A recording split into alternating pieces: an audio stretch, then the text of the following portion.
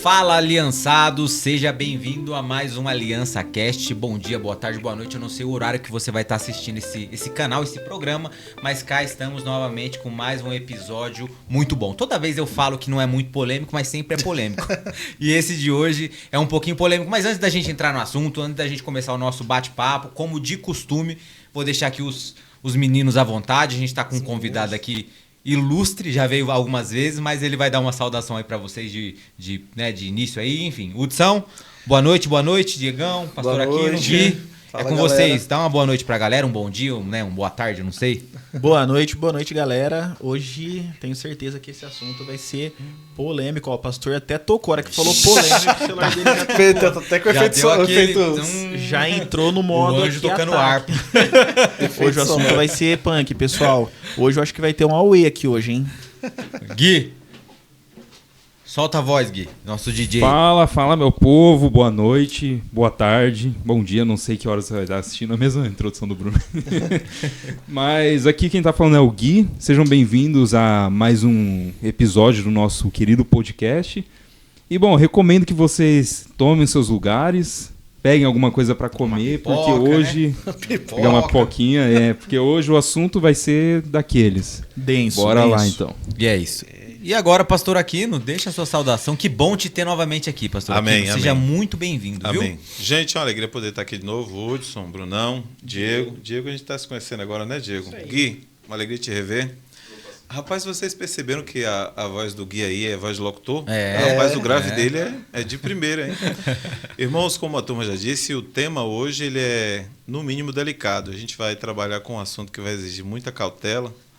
Eu aqui quero, inclusive, já antecipadamente informar, Hudson, que nós vamos estar, no mínimo, entrando em um caldeirão em ebulição. Meu Deus. Vai ser aquele assunto maravilhoso.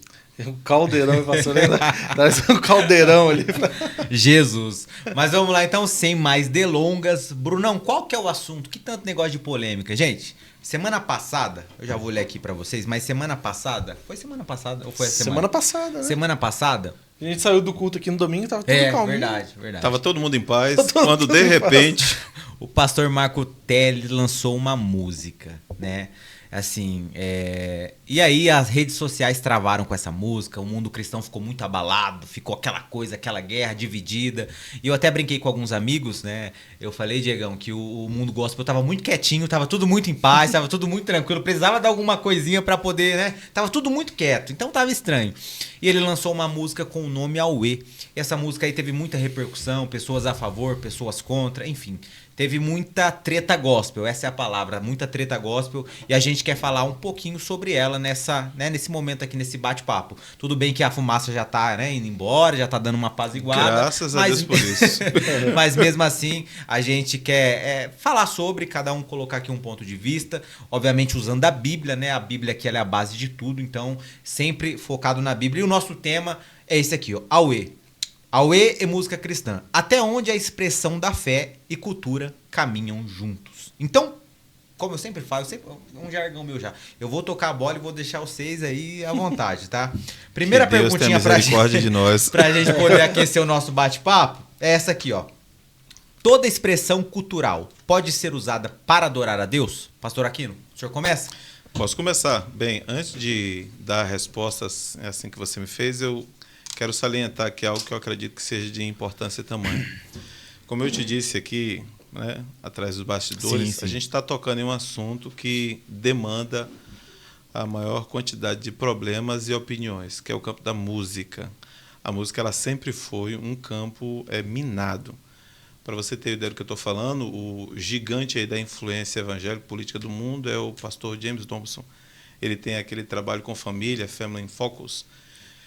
Em um dos programas de rádio, ele disse que o assunto que mais trouxe em toda a história do programa polêmica foi justamente a música.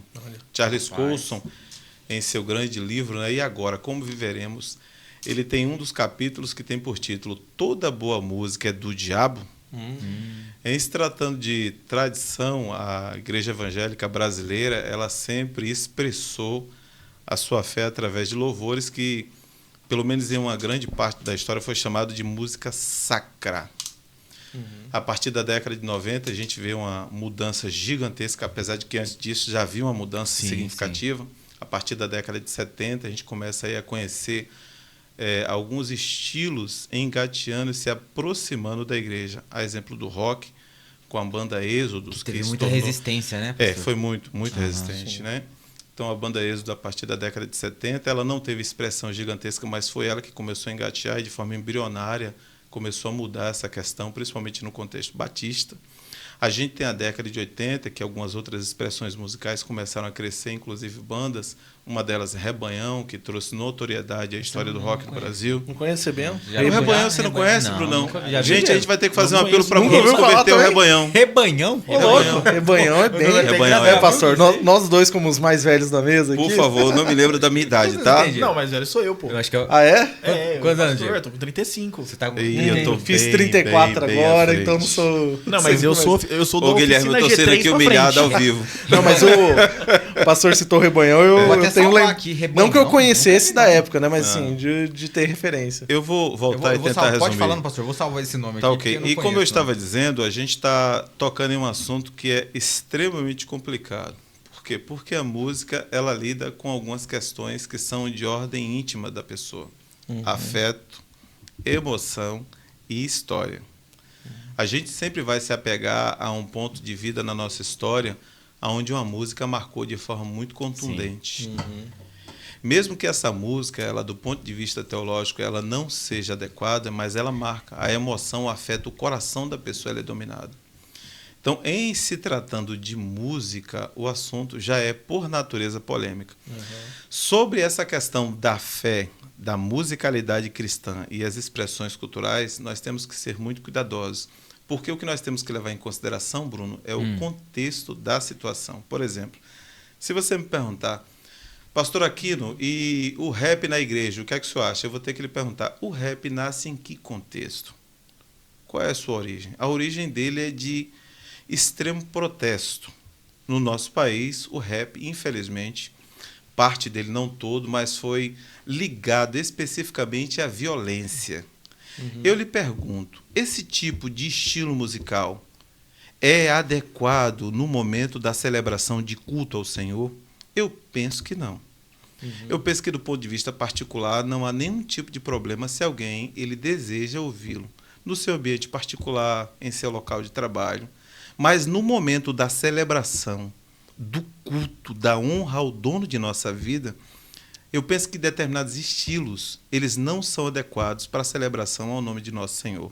Porque nós não estamos entrando em protesto, e levando em consideração que o exemplo que eu dei do rap. Então, existem estilos que não são adequados. Do ponto de vista histórico, o nosso país é um país latino, é um país extremamente alegre. Nós temos aí a facilidade de celebrar o Senhor com uma musicalidade de ponta, mas nós já temos uma limitação. A nossa cultura não é uma cultura que sabe lidar com expressões melódicas que levam a clamores. Os salmos de clamor, de dor.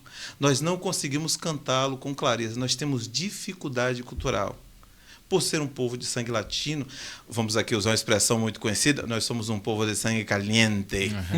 Então, a gente tem muita facilidade de um lado, porém do outro nós temos dificuldades. E aí é onde entra uma resposta mais precisa, Brunão. Nem todas as expressões culturais elas são adequadas no momento do culto ao Senhor. Tá? Sim, show de bola. Posso só... Pode. Mas, pastor, o senhor acha que, então, até contextualizando isso que o senhor falou, o senhor acha que, puxando isso para fora do culto, no dia a dia do cristão, o senhor citou o rap, por exemplo. Sim. Qual que é a visão do senhor em relação a isso? Por exemplo, um rap cristão. O senhor acha que é algo que é adequado?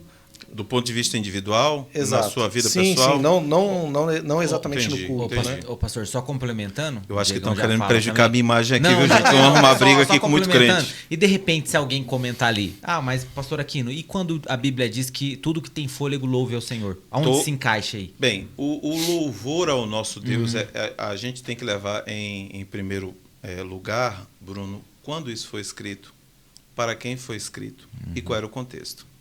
Show. O que nós iremos trazer do princípio bíblico é o valor à pessoa que receberá o louvor. Então, quem está sendo louvado de que forma nós devemos louvá-lo. Existe um padrão para a expressão de louvor. Se eu não me engano, me parece que a Bíblia aponta alguns caminhos que são considerados sadios e bíblicos para a expressão do louvor. Então, nesse aspecto, e eu quero voltar aqui à pergunta do Hudson, gente, eu estou achando que eu vou apanhar de muita gente hoje, viu? Que Deus tenha misericórdia de minha alma. Vai não. Bem, irmãos, aqui eu quero dar aqui o meu parecer, de forma limitada, provavelmente, até porque não é minha área de especialização. Quem dera se fosse a Mariane Godoy, aí seria uma bênção para a gente, né? Porque ela é muito boa nessa área.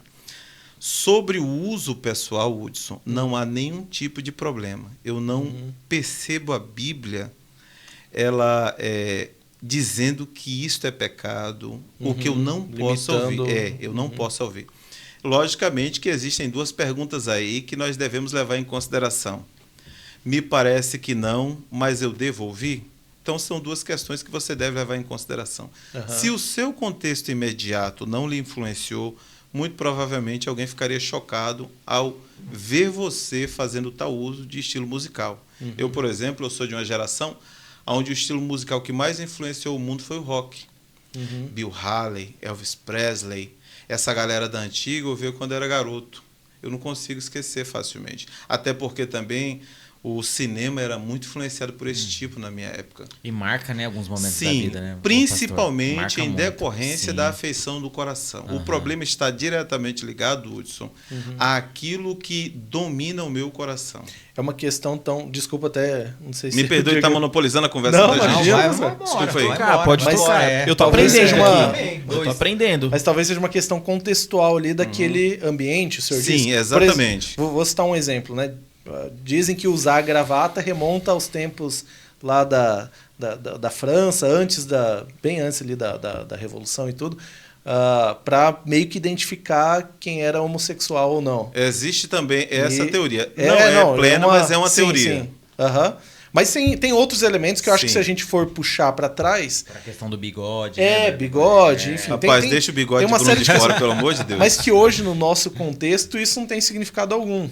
Né? Sim. E é mais ou menos nessa linha que o senhor está... Talvez, só antecipando uma fala, talvez daqui a 50, 30 anos, o rap deixe... Estou falando especificamente do rap agora, né? Mas claro, foi o que a gente pegou. Isso. Ele deixa de ser um problema, entre aspas, dentro do culto? Ou o senhor acredita que justamente por se libertar desse estereótipo ou dessa origem... O que o senhor pensa? Tem a ver com isso ou é mais profundo? Bem, vamos lá. O que a gente também não pode esquecer aqui, Hudson, é que já é usado em determinadas comunidades este estilo musical.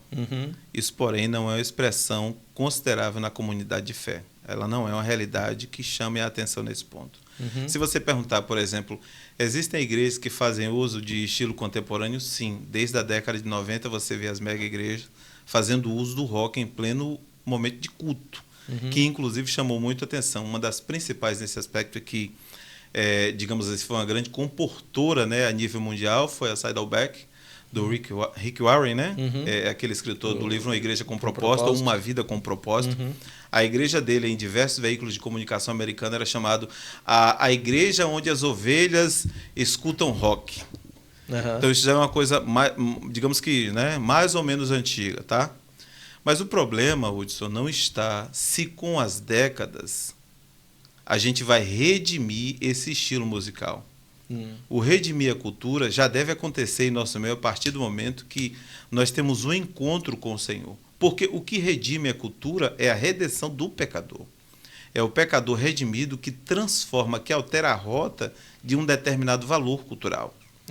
Esse encontro com o nosso Senhor, ele muda tudo. A exemplo disso, e aí fora da música, só para que você me entenda, William Carey, quando ele vai para a Índia, ele consegue mudar uma cultura secular. Quando um determinado homem, um pai de família, morria, quem era enterrado vivo com ele, era queimado vivo?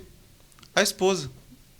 Sabia disso? Eu não sabia, não. A esposa era levada à fogueira com o marido. O corpo do marido era queimado e ela ia juntinho. Meu nome é Guilherme por causa de William Carey. William Carey? Guilherme William, Carey, é a tradução, é verdade. Então ele conseguiu, com o longo do tempo, retirar essa cultura, graças ao nosso bom Deus, e redimir esse aspecto aí do valor à vida da mulher, da viúva. A música sofre com isso? Sofre. Agora, por favor, me permitam aqui citar um ponto que eu acredito que seja importante na nossa conversa, para que a gente, de fato, entre no assunto propriamente dito. A gente está, né, de certa forma, longe do foco, é verdade. Eu prometo encerrar, tá? Não, fica à vontade. Meus irmãos, nós não estamos aqui, Hudson, em momento algum, querendo atacar pessoas ou comprometer a moral dessas pessoas que estão envolvidas com o que aconteceu recentemente. Longe da gente. Não é que a nossa finalidade fazer um juízo de valor acerca das pessoas. Contudo, é exigido no princípio da palavra que nós possamos avaliar tudo para ver se aquilo é bom, examinar e reter o que é bom. Acho que quando é perigoso quando contradiz os valores do reino, né? Quando glorifica o pecado, aí eu acho que não... Nesse caso, Brunão, a gente já não está falando mais nem de música cristã. Porque o que é que se pressupõe de música cristã? Pressupõe-se uma comunidade que expressa a sua crença doutrinária e seu estilo de vida através da música.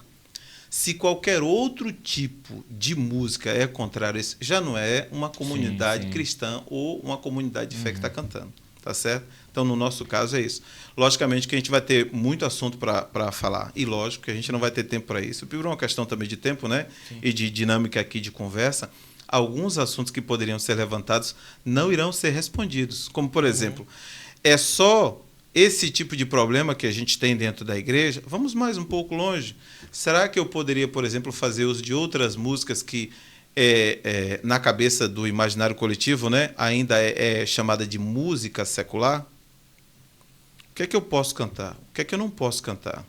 A Bíblia diz que eu posso cantar que estilo musical? A cultura, eu posso cantar a cultura do meu país? Será que eu posso cantar um samba? Será que eu posso cantar, sei lá, um forró? E o merengue? Como é que fica? Eu posso? Então, a gente tem que saber lidar com essa realidade e ver o que está de fato aí no cerne da questão. Porque se nós debatermos, por exemplo, apenas essa música em questão, a gente vai se esquecer de um detalhe. Primeiro, não foi a primeira e nem será a última música que com certeza gerou algum tipo de comentário que não foi nada agradável na comunidade de fé. Um ponto importante nesse tipo de assunto é que a igreja não pode ser assistida nesse momento, Hudson, como se fosse um organismo autoimune, que ele destrói as células benéficas do corpo. Muito pelo contrário. Nós temos que, como corpo de Cristo, entender que existe um organismo vivo e deve ser saudável. O que nós iremos levantar para agir como corpo é com algo que é estranho ao corpo, que é denominado do ponto de vista médico, né, de corpo estranho. Não é saudável, há uma reação natural do corpo. Eu penso que essa reação natural está acontecendo agora. Ela, porém, pode tomar ares de exagero? Com certeza tomou. A gente tem que tomar cuidado para saber até onde é saudável fazer o tipo de crítica e como criticar esse tipo de assunto. É complicado, né? É complicado. Olha, na primeira pergunta. Nossa, já Diegão, eu vi que você postou um vídeo, né? Falando, o Diego, ele trabalha com marketing, comunicação. É o cara que entende. Ele deve estar me avaliando, viu, Hudson? Né? Eu estou aqui já agora mais preocupado. Eu estou aprendendo. E eu vi que você postou um vídeo muito inteligente falando sobre... Comenta um pouquinho pra gente daquele vídeo, do perigo do marketing, da comunicação, isso, né? deu um away, não gente. se comunicar da forma correta, principalmente se tratando agora do grupo, da banda do pastor Marco, né? Qual o perigo que é isso para um cara de, sei lá, de repente um nível nacional, se comunicar de projeção, errado, enfim. né? Queria que você desse uma salientada. Você viu que o homem é uma enciclopédia ambulante. Não, falei pra você, né? Eu tava aqui, eu falei, meu Deus, mas como que cabe tudo isso na cabeça de um homem? Uma cabeça desse tamanho, você quer o quê? Uma grande que só. Cara, o que eu vejo hoje, né? Eu vejo que nós somos muito duros com sabor de mel. Cara, eu vejo que a gente foi muito duro. Com sabor de mel. Verdade, Meu verdade. Deus, que Damari nos perdoe. Exato. Olhando tudo isso, falo, cara, como nós somos duros, né? Com sabor de mel. O que eu vejo, né? E eu sou um cara muito eclético em tudo, assim. Eu gosto muito de samba. Eu cresci num ambiente, meu primeiro instrumento foi um cavaquinho. Então, eu gosto muito de samba, gosto muito de rap. Escrevo até hoje também. E isso que o pastor Aquino falou, eu concordo 100%. Por quê? Eu vejo que o samba, eu vejo que o rap, que são ritmos que eu gosto muito, e apesar de ser guitarrista e tocar worship, que eu também gosto muito, eu vejo que existem ambientes e ambientes. o rap, ele é uma ferramenta excelente para um evangelismo. O samba é uma ferramenta excelente para o evangelismo. Hoje eu entendo que são portas que nós abrimos para alcançar pessoas que estão lá fora. Sim. Só que dentro da igreja, eu vejo que dentro do ambiente eclesiástico, acho que esse ritmo, assim, ele não cabe num culto comum. Entendo. Então, acho que dentro de talvez num culto de jovens, talvez num culto de adolescentes ali, em algo um pouco mais separado do culto comum, acho que até cabe sim, mas dentro do ambiente eu não acredito muito que o rap, o samba sejam instrumentos. Até porque, isso que o pastor falou é uma questão muito importante. Se a gente abre um precedente para um ritmo, eu vou colocar um axé dentro da igreja, vou colocar um samba dentro da igreja, vou colocar um rap. Isso abre um precedente para todos entrarem. Então eu posso colocar um arrocha, eu posso colocar um funk, porque a gente abre um precedente. Sim. Se um ritmo pode, todos podem, né? Exato. É complicado, né? Eu fico muito em contradição comigo mesmo nesse sentido, porque ao mesmo tempo que eu concordo que não Lembrando, estar gente, peraí, lembrando, pastor aqui, não sei se o senhor é músico também. Não, os dois aqui são músicos, então... Eu não toco nada pra minha tristeza. Não, desculpa te interromper, Diego. Mas só, porque eu fico em contradição nesse sentido de entender que, por exemplo, eu ouço um João Alexandre, que é uma maravilha. E é um estilo que eu acho muito bonito e tudo, mas eu entendo que não cabe no contexto de culto, muito por não ser uma canção da gente adorar em conjunto. É uma canção difícil, às vezes, de você estar cantando junto com a igreja. A irmãzinha de 70 anos não vai conseguir acompanhar o ritmo. Né? Um rap, geralmente, é meio que uma declaração quase, né? Então, eu também entendo que não... Eu vou muito mais assim, pessoalmente falando, para esse lado de entender que existem músicas que não cabem no ambiente de culto, muito mais pela dificuldade da gente adorar em comunhão, como igreja mesmo. Agora, o canto congregacional, você quer dizer, exatamente, né? Voltando para esse lado do canto congregacional, porque daí eu acho que tem ritmos que limitam muito isso. Mas, por outro lado, quando a gente olha... Já vi várias vezes, e hoje meu pai trabalha com a parte de missões, então a gente vê direto lá o vídeo, o pessoal na África cantando nos cultos músicas que são regionalizadas. Sim, eles não estão cantando. E a gente acha isso legal. Mas aí quando chega isso dentro do nosso próprio ambiente, a gente fala, opa, não, peraí. Será que... Daí eu fico em contradição nesse sentido de será que a gente não está sendo muito duro conosco, com nós mesmos? Até por ter essa cultura mais europeia dentro das nossas igrejas, nossos missionários eram todos europeus e americanos. Agora a gente está exportando missionários para a África, para a Ásia, para outros lugares, mas a gente foi evangelizado por quem tinha essa cultura, esse padrão de culto. Então eu me pergunto se a gente não está reproduzindo isso porque é a forma como a gente aprendeu a adorar dentro da igreja. Sabe? Estou só colocando uma provocação, porque o Diego pontuou essa questão. Eu posso tocar nesse assunto de novo? Gente, eu tenho um assunto aqui que eu acredito que é interessante. Eu também, assim como você, eu também tenho os meus conflitos nesta área, principalmente cultural. Só que vale lembrar uma coisa. Nós estamos aqui esquecendo que existe que é chamado em antropologia de conflito de gerações. O termo técnico é estranhamento cultural. Quando uma geração sai e outra entra em cena. Consequentemente, a mudança ela irá acontecer, querendo ou não. Isso é um fato consumado. Na verdade, isso é um padrão histórico da humanidade. O que não se perde são os valores que norteiam a vida, mas a mudança da aplicação desses valores, elas podem ser acompanhadas por novos fatos. Isso depende muito de descoberta científica, de tecnologia, de contexto cultural e, principalmente, da criação familiar. Então, essas coisas modam a diferença para a próxima geração, como, por exemplo, a Revolução Industrial. Ela mudou a forma de percepção de trabalho, de encontro de família, de relações, de espaço público. A música também tem esse poder. Quando você diz que nós somos, de certa forma, moldados pela cultura europeia ou americanizada, me parece que isso foi uma verdade durante um período da história da igreja no país. Contudo, se você observar, nós hoje, inclusive, influenciamos e muito a cultura americana com a nossa música.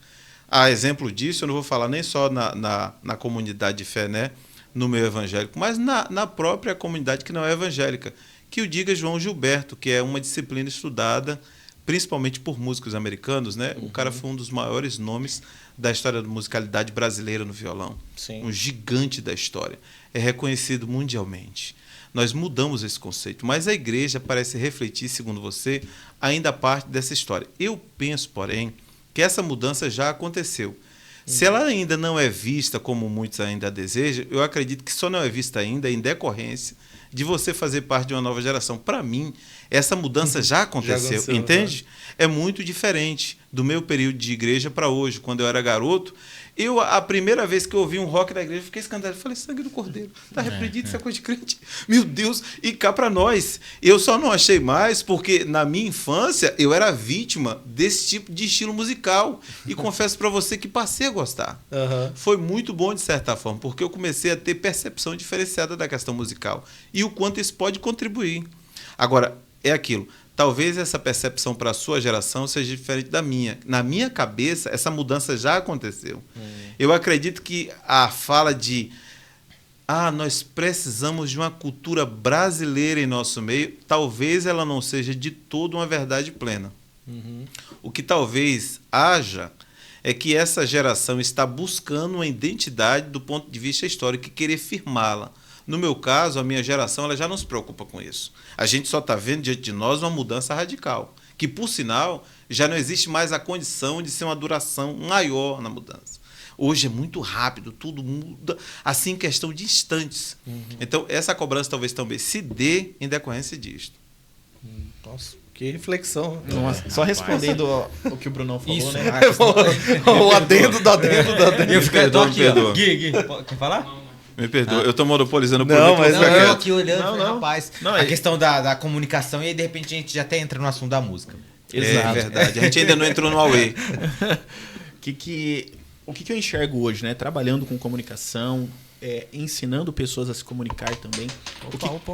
O que eu enxergo hoje como um erro básico que tem acontecido. Não é porque a música fala Deus que ela é cristã. Não é porque a música fala Jesus que ela é cristã. Então, o que nós precisamos entender, que talvez é o que o pastor Marco Teles talvez não pensou, foi o que eu comentei no vídeo. Todas as vezes que você precisa comunicar algo, todas as vezes que você precisa vender algo, seja uma ideia, seja um produto, seja um serviço, seja uma música, todas as vezes que você precisa vender algo, você precisa estudar algumas coisas. Primeiro, seu público-alvo. Cara, qual que é o meu público? Para quem que eu preciso comunicar? Qual que é o público do Marco Teles? Cara, é um público cristão. Ok. Beleza, qual que é o meu público cristão? É um público talvez nordestino. Ok. Então você vem fazendo um estudo de caso para escrever algo, para montar algo que você comunique com aquele público. Sim. O que eu consigo enxergar com essa música, que foi até o que eu fiz no vídeo, é nítido que ou ele não estudou o público-alvo dele para escrever essa música, diferente do que ele fez com o Meu Amado Timóteo. Meu Amado Timóteo foi um álbum que, cara, ele comunicou exatamente o que ele precisava pro público-alvo dele. Já nesse álbum é nítido. Ou ele não quis se comunicar com o público-alvo dele, ele quis abrir para outros públicos. Talvez ele falou assim, cara, eu vou usar a música realmente como cultura. No caso público, você fala outras religiões. Outras correto, religiões. Né? Talvez ele quis abrir como arte. E até ouvi uma entrevista do Pedro Bial. E o Bial perguntou para ele, né, se poderia comparar o grupo dele com Caetano e Gil logo depois da ditadura militar que eles montaram o movimento. E ele falou, cara, pode. Inclusive, eu me espelhei neles. E ali, para mim, foi nítido que ele quis comunicar com outro público. É aí que pode acontecer alguns erros. Talvez por ignorância, talvez por inocência, mas ele não comunicou. Então, ficou claro nessa música, ele errou a comunicação. Eu, ainda falando dessa parte mais técnica, né, de comunicação e tudo, eu percebo, a percepção que eu tenho é que eles tiveram uma estratégia que não condizeu, né, com aquilo que eles fizeram ali atrás, um pouco atrás, que eu estava comentando isso com o Gui até, né? Depois o Gui, se puder complementar também, Gui, eles lançaram isso em dezembro, o sermão, né? Que eles chamam de... Agora, esse álbum foi em dezembro? Não, eles lançaram o sermão cantado certo, em dezembro. Certo. E, sinceramente, eu ouvi o sermão cantado e eu achei muito bonito o sermão. E aí, num podcast recente, também em dezembro, com o pastor Douglas Gonçalves, que o Gui assistiu também, né? Do Jesus Cop, ele fala, né? Eu fiquei um pouco preocupado, porque o meu sermão tem 1h30, 1h20. Meu sermão falado, né? Vamos falar assim. E aí ele adaptou o sermão para um sermão cantado, de 47 minutos. Então já diminuiu. E ele cita isso ainda. Ele fala, eu perdi muito contexto para poder fazer o cantado. Só que aí, isso foi em dezembro. De dezembro até agora, não deu polêmica nenhuma. Não aconteceu nada. Mas muito, na minha visão, é porque estava dentro de um contexto desse sermão cantado, que é uma faixa única de 47 minutos, em que ele explica as coisas no meio, e agora, quando eles foram lançar as músicas, eles foram lançando música por música. E a hora que você vê aquela... Eu acho que eles tentaram adaptar muito o estilo visual também, né? Da coisa toda. Das tradições, religiões, né? Você fala? Não, assim, eu digo mais... Por exemplo, eles estão vestidos de uma forma muito... Eles claramente, se se você não sabe, se você não sabe o que é e etc, você olha e fala, deve ser um pessoal de esquerda cantando. Sim, né? Sim, mas assim, qual que é o contexto ali que eu entendo? Eu até tenho colegas que moram no Nordeste. Você tem alguma coisa contra o pessoal da esquerda? Brincadeiras da parte. Não, mas eu tenho colegas que são missionários, inclusive. Eu achei que ele ia falar, eu tenho colegas da esquerda. Eu também. Mas eu tenho colegas que tem são, algum problema às vezes, tem colega da esquerda? Tem não, né? até missionários no Nordeste, tudo. E tem o jeito de se vestir é diferente. O jeito de se comportar é diferente. Não tem como negar isso. Mas eu acho que daí ficou uma estética muito Nossa, muito moderna para falar, mas ao mesmo Deus. não, é uma estética moderna, mas ao mesmo tempo que traz alguns elementos que é estranho à cultura cristã. Por exemplo, eles estavam com os colares que são colares indígenas, feito por missionários, inclusive, para que eles vendem para subsistência, etc.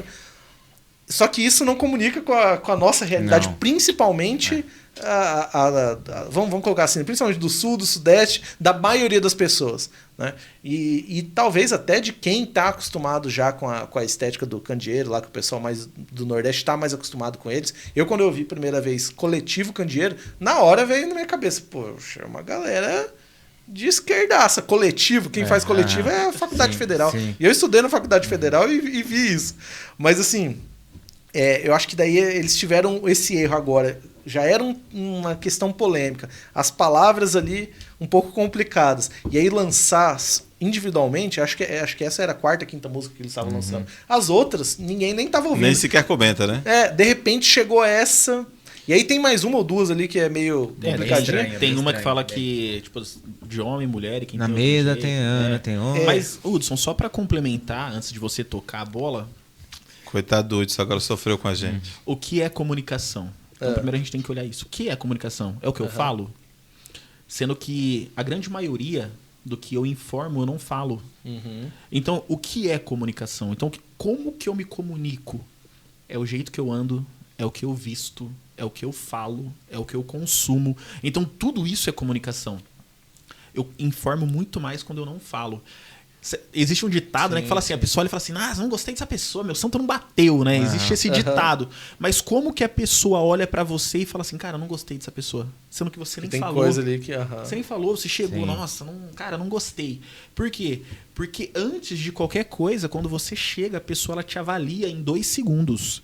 Então, quando você chega, a pessoa olha pra você em 2 segundos, ela cria um conceito sobre você. Estereotipa a pessoa. Um estereótipo, claro. E aí é nítido que o Coletivo Candeeiro, eles quiseram informar algo para um público específico. Só que eles esqueceram que o público deles é o Brasil inteiro. Que o resto do... verdade, o resto é do- verdade. Eu posso... Ainda mais seguido de um Sim, álbum sim. que foi sucesso no Brasil inteiro. Um álbum que explodiu. E aí ele ganha toda uma nação como público, e aí num segundo disco ele informa para um público seleto. Claro que vai chocar. Sobre um ponto que você tocou, de forma muito cuidadosa, inclusive, eu gostaria de voltar atrás para ver se a gente coloca fogo no parquinho. Vamos lá, de forma carinhosa, claro, né?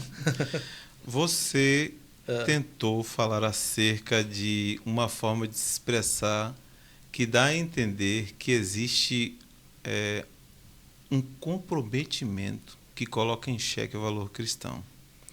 Mesmo que seja apenas usando o meio artístico para isso. Tá? Vamos lá, você tocou aí com muito cuidado nessas questões de, olha, quem não conhece, nunca viu, se não está familiarizado, vai pensar que faz parte de tal ala. Uhum. Quando eu estava conversando com o Brunão, aqui nos bastidores, eu falei com ele o seguinte: o problema não está na música. A música em si não é um problema. Por quê? Porque ela não é a motivação maior da nossa conversa. A motivação maior é o que levou essa pessoa a escrever isto. Antes disso, o que vem antes disso? O que influenciou? Quais são as ideias que influenciam essa forma de escrita, de composição musical? Quem é a pessoa que tem dominado o imaginário desse compositor? Qual é o tipo de leitura? Qual é o tipo de ideologia? Qual é a teologia que ele usa para escrever isso? Porque, em se tratando de teologia, nós temos várias. Que se diga de passagem é de Paulo Freire. Paulo Freire é um gênio teológico. A teologia da libertação comunista está ali incutida na pedagogia do oprimido. Ela destoa da teologia bíblica, mas existe uma teologia ali. De algum modo tem. Exatamente. Qual é a teologia que influenciou a composição? Essa deve ser a preocupação maior. Nesse aspecto, a reação pública ela é resultado daquilo que vem norteando a caminhada dessa pessoa. Mas aí, pastor, acho que a gente tem até uma questão que é delicada, porque não basta, agora, depois de tudo que aconteceu, não basta que o autor venha a público e fale. Porque o julgamento já está feito. Já se estabeleceu. Então, não importa o que acontecer agora. Já se estabeleceu. Nada muda. Então, né? eles, logo no primeiro dia, eles soltaram uma letra comentada, né? Uma nota. Não, eles soltaram como se fosse a letra e com eles puxaram, assim, escrito à mão. O significado de cada frase. Da canção. Não adianta, porque agora quem decidiu não acreditar, não vai acreditar. Exato. E aí é uma questão que me deixa em dúvida de, assim, poxa, eu devo partir do pressuposto que a intenção não foi ruim, ou eu devo ignorar qualquer resposta e fazer o contrário? Não, julgar que a intenção de fato foi ruim. Eu acho que teologicamente a gente pode pensar da seguinte forma. Vamos lá, pensando textualmente. O texto bíblico diz que o nosso Deus não é Deus de confusão.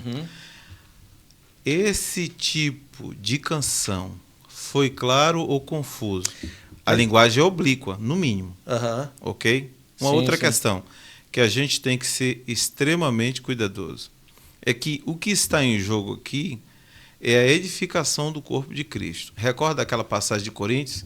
Se o soldado der o sonido incerto com a sua trombeta, ninguém vai saber se é para guerra ou não. É para ir guerrear? É para recuar? Qual é o tipo de toque? Isso ficou no ar. A igreja brasileira, querendo ou não, ela entrou em desencontro nessa questão. Eu posso dizer que, na melhor das hipóteses, a gente teve um desencontro. Claro que a situação é bem maior que isso, mas vamos aqui ser gentis, né? Houve um desencontro aí na comunicação. O que é que isso gerou? Gerou uma série de problemas. Quais? Esse volume de comentários sobre esse tipo de assunto. O que a gente não pode perder, do ponto de vista aqui do foco, é que isso não vai se encerrar com essa canção. Outras virão. Como é que a igreja vai lidar com isso no futuro? A partir de agora, como é que os ministros de música vão ser preparados pelos seus pastores? Como é que as igrejas irão se posicionar sobre isso? Mas vamos deixar o Huawei quieto, vamos para um assunto que está dentro do contexto aqui. Existem grupos aí de uma fama e projeção internacional, aqui do Brasil, que do ponto de vista teológico, eles são considerados hereges, mas estão com as suas músicas dentro de nossas igrejas. Qual é o posicionamento que nós, pastores, estamos tendo? Já houve uma emissão oficial de nota dizendo que determinado grupo não pode ser cantado. Como é que o membro escuta isso? Se no coração dele já é afeiçoado com aquela canção, ele associa aquela canção a um momento de vitória da vida dele, que Deus o abençoou. Como é que a gente muda essa percepção aí, mal formada na cabeça desse membro da igreja? Se alguém me perguntar, Edson, qual é o tipo de música que você não quer que cante na igreja? Por favor, não me canta a voz da verdade. Mas e o crente que canta, não há ferrolho nem porta, e canta, e se emociona, e glorifica, e bate palma e chora? Como é que eu explico isso? O camarada lá falou bem assim, aí vocês têm um Deus com 3 cabeças. É uma afirmação debochada de uma doutrina importantíssima. Mas está chamando tanta atenção como o Aue? Será que a gente está levando isso em consideração também? Eu acredito, Hudson, que a gente deve aproveitar esse momento, não depreciar pessoas, mas discutir biblicamente o que pode e não pode ser parte do nosso momento de liturgia cultica. Isso é importante. Meu primo, o Gui já passa para você, o Ricardo, a gente teve uma conversa um pouco mais quente, né? Que ele defendeu e tal. Ele falou que o problema do brasileiro, dos crentes, de alguns crentes, é que não gostam de pensar. Não gostam de colocar a mente para trabalhar, por isso que gerou toda essa confusão. Mas eu discordei dele muito, porque Não eu é acho só que o crente. o evangelho... o evangelho ele não tem que ser assim raciocinado, enigma, descobrir como é, qual que é a chave que abre aqui para poder chegar até a cruz. Não, o evangelho tem que ser simples e claro. É meu ponto de vista, foi o que eu falei para ele. Mesmo assim gerou todo o auê, não ficou com a Que o diga Rita Lee. ficou com o posicionamento dele, mas a gente sabe, a gente finalizou o assunto, eu falei para ele, cada um segue no seu pensamento, tá tudo bem, né? Sem briga, mas os frutos eles vão vir. E a gente vai ver, né? O que vai acontecer daqui pra frente. O fruto ele sempre vai aparecer e... Gui. Rapidinho, deixa eu só... Beleza. Rapidinho. É seu cunhado, pode? Eu posso. Não, isso que o pastor falou sobre Voz da Verdade é uma coisa que aconteceu muito com a minha família. Por quê? Nós viemos de uma época, né? Eu nasci na década de 90. E na década de 90... Ele quer me humilhar publicamente. E a década de 90 foi a década do Voz da Verdade, né? Então, Sim. eu cresci com a minha mãe e com a minha avó ouvindo não há ferros nem porta. Beleza. Então, quando surgiu esses escândalos, né, sobre Voz da Verdade, foi algo que mexeu com a minha família, ao ponto da minha avó não parar de ouvir até hoje. Porque isso que o pastor falou foi algo impregnado dentro de nós. E esses dias mesmo eu estava pensando, inclusive antes de sair essa música do Aue, eu estava pensando sobre algumas canções que eu estava ouvindo. E aí eu fui fazer uma missão no Rio de Janeiro e eu me deparei com uma canção lá no Rio de Janeiro que penetrou dentro da minha alma, assim. Eu estava fazendo missões, eu estava numa igreja presbiteriana no Rio de Janeiro, e aí nós saímos para fazer umas missões com crianças. Nós fomos num parque, fizemos teatro lá e tal. E aí nós fomos evangelizar os pais dessas crianças depois. E aí a gente chegou na igreja, um dos meninos que estavam com a gente colocou no YouTube colocou louvor e adoração no YouTube e começou uma música. Aleatório, assim. E aí isso foi, acho que em outubro, novembro, não lembro. E aí uma canção que tocou ali martelou no meu coração. E a letra da música ela é bem simples, assim, ó. De que vale ter as poesias mais lindas e as harmonias mais brilhantes se não há verdade em nós? De que vale eu ter tudo e não ter nada? Te dá minha voz e não minha alma. Eu quero me entregar a ti, entregar minha vida como adoração. Não vale a pena só se emocionar. E aquela música entrou em mim. Eu falei assim, cara, o que nós estamos vendo hoje no cenário gospel brasileiro? A galera tá querendo escrever músicas cada vez mais impactantes. Eu quero impactar almas, eu quero ganhar uma galera, eu quero uma cultura. Cara, mas de que vale eu escrever a poesia mais linda? De que vale eu ter a harmonia mais linda, mais brilhante, se não tem verdade? Então, acho que tudo isso que nós estamos falando aqui, ele tem que refletir uma coisa. Isso que o Brunão falou. Por isso que eu lembrei disso agora. Cara, o evangelho ele é puro e simples. Se eu preciso de técnicas mirabolantes, se eu preciso fazer um curso para entender uma música, cara... E aí saiu outro vídeo dele, do pastor aí, cantando na igreja Gilberto Gil. Vocês chegaram a ver? Eu vi também. Anda com fé, eu vou, com a fé não costuma falhar. Aí, tipo assim, você pega a letra da música. Cara, aí o Gilberto Gil fala que você tem que ter fé na cobra coral, fé na mulher. Assim, coisas que não tem nada a ver com o evangelho. Que destoa do evangelho. Nossa, nada a ver. E assim, Gilberto Gil é de que religião? Sabe? Então as coisas não batem. Aí eu falei assim pro meu primo, já vou passar a bola pro Segui. Eu falei assim, cara, o problema... É da onde tá vindo, é a fonte que tá vindo. Porque falar palavras bonitas, a serpente falou pra Eva lá no jardim. E tá tudo bem, né? Então eu falei. Eu falei assim: o problema é da onde tá Bateu vindo. Com Quem força em Deus, quem né? que tá falando, entendeu? Da onde tá vindo isso aí? Porque Gui, fala, Gui. Já estamos roubando muito tempo, né?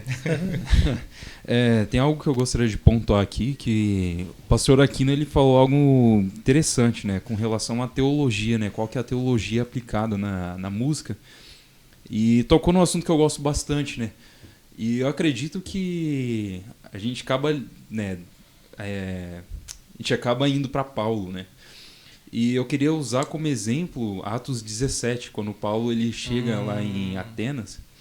E aí ele vê, né, toda a estrutura ali da cidade, né? Ele vê as estátuas e a devoção que o pessoal dava, né, para essa deusa, para outros deuses também. E ele fica frustrado no primeiro momento, ele vai lá, congrega com os irmãos, e aí depois ele volta, ele vai direto para o Areópago. Eu acho que é esse o nome, né? Areópago. E aí ele cita algo interessante que é da cultura daquele povo, que é uma literatura daquele povo, né? Que inclusive eu acho que é atribuído, se não me engano, né? Podem até me corrigir, é atribuído a Zeus, se não me engano, né? E aí ele vai dizer porque nele nos movemos e existimos, né? E ele está apontando para Deus, né? Para Cristo em si, né? E é tão interessante isso porque o próprio Paulo ele não tenta trazer isso para dentro da igreja, a cultura para dentro da igreja, né? Mas ele tenta levar o evangelho diretamente na cultura. E eu acredito que com relação a essa música, né? Com relação até ao álbum em si, né? Foi exatamente o oposto, né? Tem uma frase do próprio Charles Spurgeon, o puritano, ele fala o seguinte, que a mensagem ela deve ser tão simples que tanto um camponês quanto o rei devem entendê-la. Então, assim, voltando àquilo que Paulo fez, ele foi cirúrgico, tanto que saiu dali da multidão, muita gente ficou, se não me engano, foram 3 pessoas ali, né? E ele foi assertivo diretamente nessa questão, ele foi ali para falar de Deus. Ele não deixou algo ambíguo ali, né? Será que é isso a mensagem? Será que não é aquilo? Pô, viu, Gui? Então, essa pontuação clareza, que eu queria dar. Interessante. Mas aí eu tenho uma dúvida também nessa questão, tanto do que o Bruno apontou e também do que o senhor falou sobre, por exemplo, o fato de Deus não ser um Deus de confusão, né? E aí o Bruno e o Gui agora pontuaram também sobre a simplicidade do evangelho, né? Dessa clareza. Mas eu me pergunto, será que a gente está levando... A gente entendeu o que é isso de fato? Porque quando acontece lá Pentecostes, né? E aquilo foi uma confusão dentro do... As pessoas que estavam vendo aquilo como uma grande confusão, inclusive achando que as pessoas que estavam sendo batizadas pelo Espírito Santo estavam bêbadas. Embriagadas. Né? Isso, de certa forma, era um agir inquestionável do Espírito Santo, e as pessoas que estavam olhando aquilo não estavam vendo como algo positivo. Pelo contrário, estavam achando que eles estavam bêbados. Então, não sei se o confusão se adequa nesse caso, porque quem está causando a confusão nesse caso somos nós mesmos, né? Nesse sentido. Sim, de certa forma. E o outro fato da clareza, eu entendo que a mensagem do evangelho é simples. Mas eu não sei se... E aí, de verdade, assim, tentando lutar comigo mesmo de entender o que significa isso. Por exemplo, Jesus fala através de muitas parábolas que os próprios discípulos não entendiam. Então, e são coisas que são claras, mas ao mesmo tempo, agora dia 28 a gente vai ter o seminário aqui sobre o Sermão do Monte, né? Então a gente vai ter uma disciplina inteira para destrinchar tudo isso. Não é, apesar da mensagem ser simples, eu acho que as camadas que a gente tem tanto nas parábolas de Jesus, quanto, por exemplo, você pega no Velho Testamento Levíticos, você começa a ler e é uma coisa que ele parece estar indo para um lado, mas quando você vai na teologia, você vê que é muito mais amplo do que aquilo. Então a gente passa 4 anos num seminário estudando teologia para poder interpretar o que a Bíblia está querendo dizer da forma correta. Então eu fico em dúvida se esse simples, ele precisa ser simples do sentido de decifrável, muito fácil, ou ele é o simples porque a forma que a gente é salvo é muito simples, é através de Jesus, né? Então eu fico nessa dualidade mesmo, sabe? Será que a gente não está tentando reduzir o que é a simplicidade, sendo que dentro da própria Bíblia a gente tem uma camada muito grande dentro das coisas que parecem simples, mas são muito mais profundas. Quando você pega a parábola do filho pródigo, e você vai destrinchando isso. Tem um livro do Timothy Keller, que é o Deus Pródigo, que é fantástico, assim. Eu li depois de muitos anos, eu tinha 30 e poucos anos quando eu li, e eu falei, gente, eu não entendia nada da parábola do filho pródigo até eu ler esse livro. Então eu me pergunto, essa simplicidade, ela necessariamente precisa ser expressada para ser fácil das pessoas entenderem, ou é o fato do evangelho por si só ser simples na pessoa de Jesus e na forma como a gente é salvo, sabe? Agora eu Quem comenta? Eu ia deixar pros teólogos, né? Eu ia falar assim, cara, comecem, aí eu só pego o bonde. Deixa eu só fazer um Sim. asterisco aqui na minha conversa. Eu digo isso porque eu fico pensando se eu tô... Caramba, será que eu tô indo do lado certo? Será que eu não tô complicando algo que deveria ser mais simples ou simplificando algo que é muito complexo? E daí eu tô levantando mesmo uma provocação aqui. Não que eu acredite numa coisa ou na outra. E que provocação. Com relação à simplicidade, né, da mensagem do evangelho em si, é algo que a gente prega dentro da própria igreja, né? A simplicidade, ela caberia muito naquilo, né? Que nós pregamos a respeito de arrependimento, arrepender-vos e crer no evangelho, Jesus, né? Na crença do Senhor Jesus, né? Que ele é o nosso Salvador. A questão da parábola, Jesus, ele realmente, o Hudson pontuou algo interessante, porque ele realmente quis complicar, né? Há tanto que os discípulos vão perguntar para Jesus depois, né, mestre, o que significa essas parábolas? E ele fala, né, a vocês é lícito que entendam os mistérios do reino, né? Então, assim, o que nós, quando dizemos para facilitar, a visão que eu tenho pelo menos, né, facilitar a mensagem do evangelho, é com relação a isso, não ocultar o que, por exemplo, muitos pregadores eles tentam ocultar, que é a questão de arrependimento, de se achegar a Cristo. A questão, por exemplo, hoje, né, o que às vezes pode se tornar muito polêmico pregar numa igreja é a respeito da própria piedade, né, a vida em santidade, né, diante de Deus, em que às vezes a gente vai cutucar algum ponto ali em que vai ser ofensivo demais para muita gente, né? E que, inclusive, existem até pessoas que já comentaram comigo, assim, que tiveram irmãos que não comentam a respeito, né, de temas sensíveis, assim, para não perder membro. Então, assim... Simplificaram demais a coisa, né? Então, acaba simplificando demais, sendo que, na verdade, a gente deveria realmente pregar esse evangelho que é visível, né? O evangelho que Jesus veio e falou, estou anunciando o reino dos céus para vocês, né? Agora, a questão de querer se aprofundar, eu acredito que na teologia em si é uma forma que nós conseguimos glorificar a Deus com a nossa própria mente, sabe? Então, porque a teologia é isso, né? A teologia que, claro, não para somente na mente, mas que ela desce pro coração também, né? Porque se para na mente é mero intelectualismo, eu acredito que não é isso que Cristo ele veio pedir de nós, né? Apenas mero intelectualismo, mas viver a palavra mesmo, né? Mas é isso. Ô, pastor, antes do senhor tocar no assunto mais profundo... Eu acho que eu vou até sair fora dessa briga.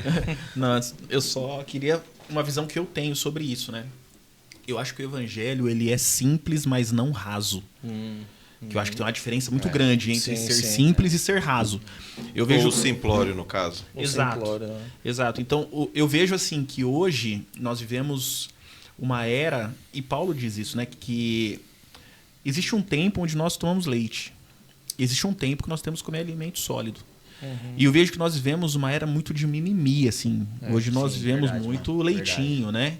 Então, eu acho que é aí que é o ponto de equilíbrio. É você entender que o evangelho é, cara, eu preciso me arrepender, eu não sou salvo por mim, então não há o que eu possa fazer que eu venha a ser salvo, eu sou carente da graça, eu preciso me arrepender todos os dias, e o mesmo perdão que eu recebo, eu dou esse perdão, porque o pai que está lá no céu, ele vai me perdoar e vai me aceitar como filho. Eu até falei num podcast passado, né, sobre o filho por adoção, que eu passei um tempo falando, cara, por que eu sou adotado e tal?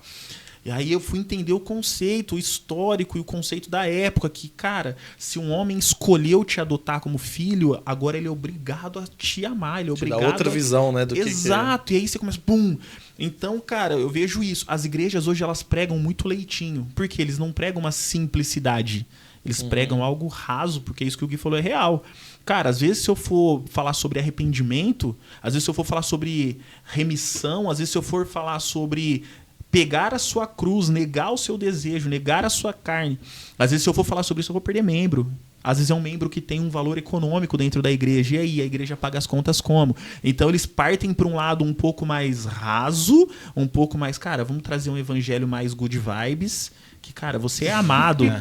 Você é amado e tudo mais. Do que... Coisa mais... Que coisa. Eu acho que é isso, trazer esse evangelho mais good vibe, que você é o centro e tudo mais.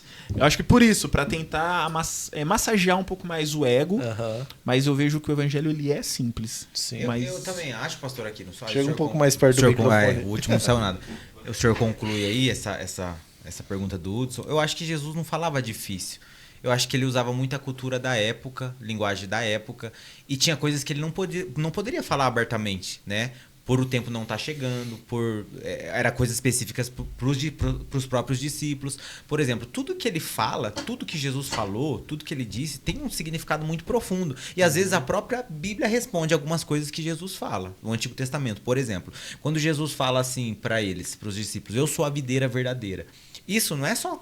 Jesus não estava falando só de uma árvore bonitinha. Era muito mais profundo. Jesus estava quebrando muito fragmento cultural, religioso. Por quê? Até então, antes de Jesus falar que ele era a videira verdadeira, Israel no Antigo Testamento era conhecida como a videira de Deus. Só que Isaías, Jeremias, Ezequiel profetizaram que essa videira já estava falida. Que não poderia vir nada, nenhum fruto bom. O significado disso Então, por exemplo, quando Jesus fala, eu sou a videira verdadeira, entre linhas, Jesus está falando... Olha, entre linhas. Ele tá falando assim, ó, a salvação de vocês agora não tá mais ligada à cultura, não tá ligado mais a uma nação, não tá ligado mais a paradigmas religiosos. Não, eu sou agora, entende? Então, eu acho que tem muito isso.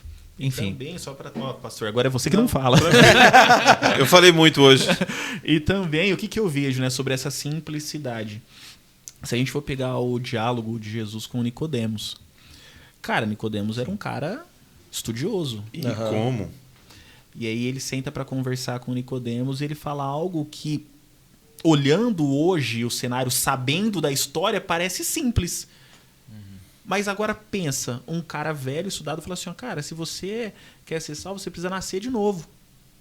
Como que o cara entende isso? Então não é que é simples assim ao ponto, cara, eu tô te dando um leitinho, saca? Tô te dando algo mastigado. Eu tô te dando algo que você precisa também pensar um pouco. E aí Nicodemos pergunta, mas como que eu vou nascer de novo? E aí Jesus explica. Por quê? Porque ele traz essa simplicidade no olhar. Cara, é isso, ó, você precisa nascer de novo. Mas não é o voltar pro ventre da sua mãe. Não é nascer fisicamente novamente.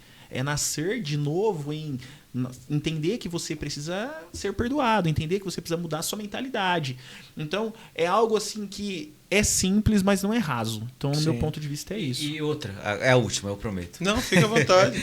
Se tratando, vamos usar um exemplo muito básico aqui, bem dinâmico.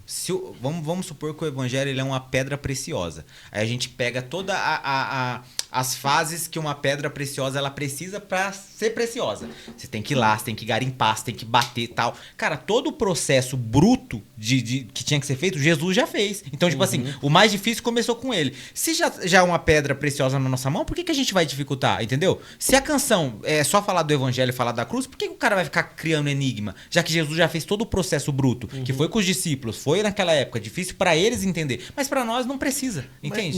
Mas aí, só de novo, quando agora o pastor não fala. Aí era até 9h30, já é 9h26. Eu tava... Tem uma música recente que daí eles cantam uma parte...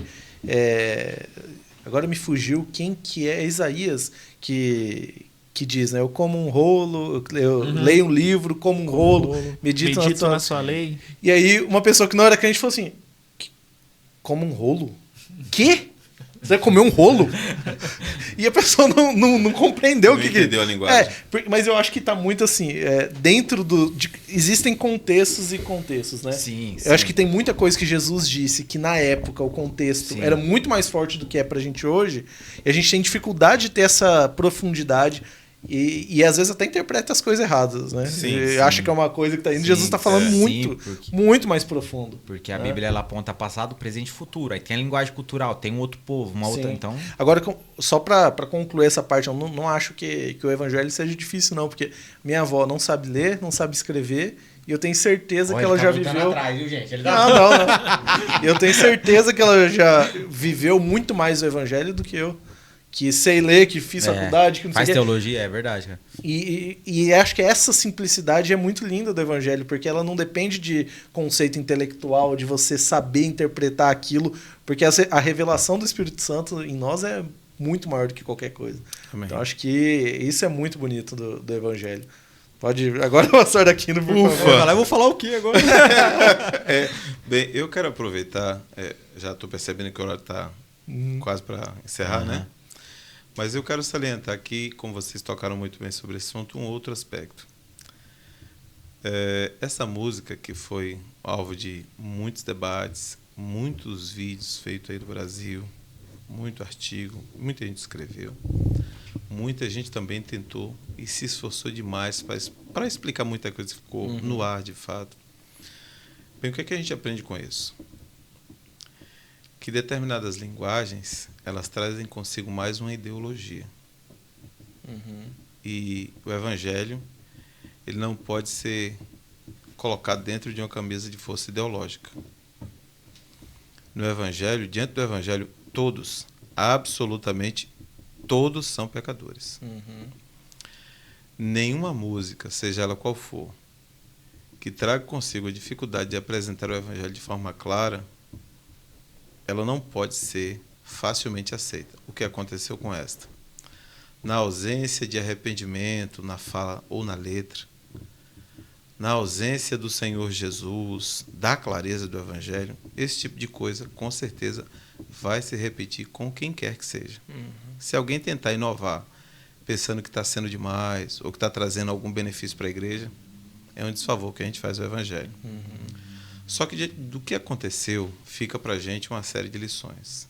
Dentre elas, que é preciso ser claro na comunicação do Evangelho.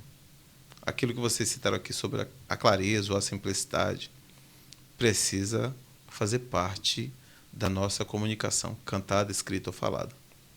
A outra é que qualquer expressão ideológica que tente se apropriar e ser introduzida ou insuflada no meio da comunidade de fé não vai encontrar espaço, por mais que o povo seja simples ou não detenha o conhecimento teológico necessário. Há uma ação do próprio Deus em proteger o seu povo e honrar a sua palavra. Então a gente não pode deixar, Hudson, de dizer aqui que por mais que nós não estamos atacando pessoas, mas existem ideias que não irão angariar apoio na comunidade de fé.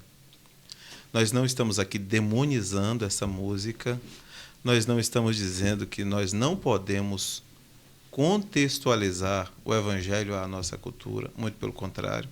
O Evangelho é que deve moldar a nossa cultura. Mas é preciso entender que devemos ser cuidadosos na hora do canto litúrgico, na hora do canto congregacional, na hora de cantar para o Senhor. Perfeito. Pode falar, pode falar. Não, pode. Certeza? Certeza. E aí, gente, vocês querem já... Chegou o nosso horário.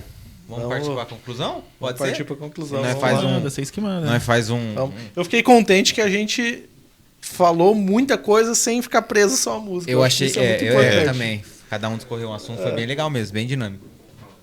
Fala, Gui. Ainda voltando, né, naquela questão, até mesmo da cultura em si, que eu queria pontuar também é Gálatas 3, né, que o apóstolo Paulo ele vai discorrer a respeito, né, da lei, e aí ele vai dizer, né, a respeito do pessoal que estava sendo legalista na época, os judeus, né, que estavam tentando, entre aspas, né, evangelizar o próprio cristão em si, né, dentro da lei. Judaizar os cristãos. Judaizar, isso. E aí ele pega e pontua algumas coisas interessantes. No final, no versículo 28, ele vai dizer que, sendo assim, já não existe nem judeu e nem grego, né? diante de Deus. Não existe homem ou mulher, né? Servo ou livre. Isso, servo ou livre. E aí, o que eu acho interessante é que na nossa cultura, principalmente no que o próprio Ministério Candeeiro ele pontua bastante, é com relação a trazer bastante esse aspecto da cultura. Mas só que a gente acaba lendo essa passagem em Gálatas e a gente acaba vendo que, na verdade, diante de Deus essas coisas não vão mais importar, né? Essas coisas já não têm mais importância. Se a pessoa, né, nas palavras de Paulo, é judeu ou grego, tanto faz. Se é brasileiro, tanto faz. Por quê? Porque agora é uma só aliança, né? Agora é um só povo. O que vai importar no final é como que nós vamos chegar diante desse rei e como nós vamos nos apresentar. Eu não vou me apresentar como o Guilherme o brasileiro. Né? Então, essa é a pontuação que eu gostaria de fazer com relação à cultura em si, né? E é isso. Posso... Não, pode falar. Não, vai. Eu já ia caminhar para as minhas conclusões. Vai, pode já. ir, você ia falar justamente isso. As uma considerações coisa que finais. Isso. Uma coisa que eu acho que Vai foi dar bênção apostólica agora. interessante é porque despertou muito... Eu não sou uma pessoa, apesar de ser músico e tudo, gostar muito de música, eu não sou uma pessoa muito ligada às artes, sabe? Então, em geral, eu tendo a achar... Aí eu vou ser polêmico aqui, mas eu tendo a achar arte, em geral, uma besteira. Mas porque eu não sou muito ligado a Prepare isso. para as retaliações. Vai dar briga. Mas aí... tô sendo sincero. Em geral, eu tendo... Mas é porque eu não sou muito ligado a isso. Apesar de ser um artista musical, mas não gosta das artes. Eu não... Então, assim... É uma contradição viva. Mas eu acho que a gente vai aprendendo as coisas. A gente vai aprendendo que a arte tem o seu lugar, sim. Com certeza. E nessa uma semana eu vi tanta coisa sobre material, sobre a arte e o cristão, como que isso se relaciona, que era coisa que, sinceramente, eu não pensava Vamos muito. ler Hookmaker, gente. Vamos ler Hookmaker. Que é fantástico. Eu comecei a ouvir um audiobook, inclusive. E aí eu acho que isso, ou se tem algo de bom que a gente tira, é tentar entender um pouco melhor todo esse contexto em que a gente está hoje, como que a gente consegue filtrar as coisas, como que a gente consegue se comportar diante dessas situações sem que a gente se torne o algoz da nossa própria comunidade de fé. Eu acho que essa é uma questão também. E a mensagem que deveria estar sendo dita, ou que supostamente era para ser dita, que é o tema do álbum deles, né, que é o Grande Banquete, quando você pega lá, acho que é Lucas 14, né? Aquela passagem mesmo. É uma coisa linda, assim. Lucas 14, a parábola ali é maravilhosa. E eu gostaria de convidar as pessoas que estão ouvindo isso aqui para ler. Vai lá em Lucas 14, leia. Acho interessante você até ouvir o tal do sermão cantado lá dos 47 minutos para ver se faz sentido com muito critério, se faz sentido dentro do contexto do que está ali na Bíblia e dentro do contexto daquela obra artística em si. Eu teve um tempo atrás que a gente foi ver um musical da Companhia NC em São Paulo. E eu falei, nossa, musical, que deve ser chato pra caramba esse negócio, hein? Falei, vamos lá, os jovens estão indo, vamos, né? E eu saí de lá encantado e falando, esse é o meu Deus que faz esse tipo de coisa. Que eu não imaginava que seria possível, dentro das nossas limitações, fazer uma coisa para Deus tão bem feita, que comunica tão claramente a mensagem dele. Então, acho que a arte tem sim o seu lugar, apesar de eu achar uma besteira, mas a arte tem sim o seu lugar dentro Ele quer arrumar intriga, gente. E mesmo aqueles que achavam que era uma besteira como eu acho que a gente pode abrir o olhar para talvez isso não seja arte, mas tem outras coisas que são. Tem outras formas da gente adorar a Deus também. E eu acho que tentando extrair ali um suquinho disso, né? Eu gosto de arte, cara. Só terminar, Brunão. Eu gosto muito, muito. Eu acho que faz parte do nosso DNA, assim, a criatividade. Então, não é porque eu sou músico, não, mas, cara, eu gosto muito de escrever, eu gosto muito de desenhar, a minha família é dessa. O Gui é meu cunhado, ele sabe. A Mel desenha, a Mel tira foto, a Mel toca, eu toco. Então, eu gosto muito, acho que a criatividade é algo do nosso DNA. Acho que Deus, quando nos criou, ele colocou a criatividade. Que o diga a própria criação é a natureza, né? Exato. É extremamente artística. Exato. E eu descobri um Instagram, é esse aqui, ó. Cara, é muito louco. O Instagram de um cara chama... O Instagram dele é Do Bruno Preto... Desculpa. Bruno Góes é bom pra caramba. É Do Preto ao Branco. Cara, o Instagram desse cara, ele é um Você pintor. não tá ganhando comissão não pra fazer propaganda do cara, né? É publi, gente. Cara, você poderia me ajudar, né? Por favor, né? Tô Dá uma brincando. força aí. Tá de graça. Mas é que realmente, cara, quando eu me deparei com o Instagram desse cara, eu achei um absurdo. Ele Do pega preto ao branco? Do preto Legal, ao anotei branco. aqui. Beleza. Ele pega partes da Bíblia e ele faz quadro sobre uma parte da Bíblia. Olha. Cara, é absurdo. Então ele pega assim desenhos de passagens e eu tenho certeza absoluta que eu acredito que pessoas são impactadas pelas artes desse cara. Sim. Então eu acredito muito no poder da arte. Eu acredito muito que, por exemplo, o quadro que ele pinta, talvez uma pessoa que não saiba ler, a sua avó, Uhum. não sabe ler. E ela olha aquilo e ela é impactada. E ela sente aquela presença por causa de um quadro. Então eu acredito muito. Do mesmo jeito que a música, como o pastor disse, tem um poder íntimo sobre nós, da melodia. Eu acredito que a arte também, um quadro pintado. Eu acredito que a dança também pode impactar. O teatro pode impactar. Um musical pode impactar. A dança eu já... Eu acho que eu vou querer arrumar uma briga agora no final, viu? O teatro e a dança na igreja no momento do culto Esse é o próximo podcast, então, pastor. vai dar pano pra Vai dar manga. pano pra Dança Esse profética, vai deixar- Gui. Dança profética. Eu já vou deixar minha opinião, que eu sou Olha, contra a Gui, dança. vai se Sou preparando, contra viu, a Gui? Vamos dança. arrumar seu couro aí. Aí põe o Gui aqui na próxima, então. O A lenço, dança vai precisar profética. do lenço. Ixi. Do lenço.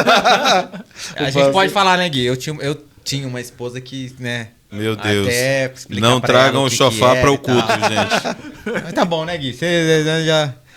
E é isso, pastor, faz as considerações finais, por Bem, favor. o que eu tenho aqui como consideração final, Brunão, é agradecer a vocês, Tamo junto, a pastor. Aliança Cast aí, pelo trabalho que tem sido edificador para o corpo de Cristo, em especial para a nossa igreja, a Igreja Presbiteriana Renovada, aqui na cidade de Campinas, essa cidade maravilhosa, que tem sido uma bênção para a vida do corpo de Cristo. Eu espero que esse nosso podcast ele não se limite apenas à nossa comunidade de fé, mas que outros irmãos sejam edificados, exortados, consolados, que encontre aqui no nosso podcast um ponto de referência para crescimento com Cristo e em Cristo. Amém.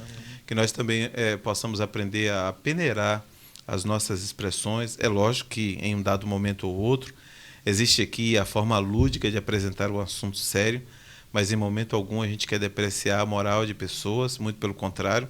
Estamos aqui justamente para pontuar as questões que a Bíblia não abre mão, que é a precisão doutrinária teológica, aquela que do ponto de vista bíblico é inegociável, que do ponto de vista histórico nunca sofreu alterações e que do contexto atual ela é representada pela Igreja Fiel. Por homens, por mulheres, por servos fiéis que estão dispostos a, com clareza, pregar o Evangelho. Então quero aqui deixar meu agradecimento a todos vocês. Gui, sua voz é maravilhosa, cara. Gente, é isso. Pastor, a gente que agradece, tá? Que isso, é eu uma que honra ter agradeço o senhor muito. aqui sempre. E antes de finalizar, gente, eu quero ler uma frase que o Hudson monta o roteiro aqui sempre. E ele deixou uma frase bem interessante aqui no final do roteiro que diz assim: a fé não pode ser refém da estética, mas a arte não é inútil. A cultura pode ser ponte, mas não fundamento. Amém. Então, gente, sempre que você escutar um louvor, uma canção, faça uma pergunta, uma análise para você mesmo. Será que isso me aproxima de Deus ou não? Isso me traz paz ou não? Isso me ensina alguma coisa ou não? Lembre-se sempre que Paulo e Silas cantaram dentro de uma prisão. Brunão, que louvor eles cantaram? Não sei. Sabor de mel. Eu não Ele sei. quer intriga no final. Sinceramente, eu não sei. Mas foi algo tão poderoso que tocou o coração de Deus a ponto das correntes caírem, quebrarem, o cárcere se abrir e o carcereiro ser salvo. Então, olha que coisa linda. Então, pergunte-se sempre se essa canção ela te leva para perto de Deus. Caso contrário, né, é suspeita, é duvidosa. Amém, galera? Tamo junto. Amém. Até a próxima. Amém. Tamo Deus junto. abençoe, gente. Um abraço a Alô. todos. Deus Até a abençoe. próxima.